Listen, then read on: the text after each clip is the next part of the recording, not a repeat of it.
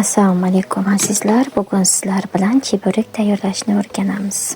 Qaynoq suvga tuz, yog', uksus qo'shamiz, asta-sekin un qo'shib aralashtiramiz.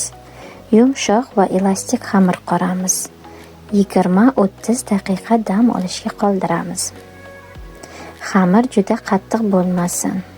Xamir dam olguncha nachinka tayyorlaymiz. Qiymaga maydalangan piyoz qo'shamiz, tuz, murch solamiz, ozgina suv qo'shib aralashtiramiz.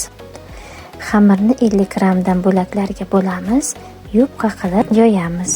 Yarmiga 30 grammdan farsh qo'yib yopamiz. Chetini yaxshilab bosamiz. Xamir kesadigan pichoqda kesib olamiz. Havo qoldirmang, aks holda yoriladi.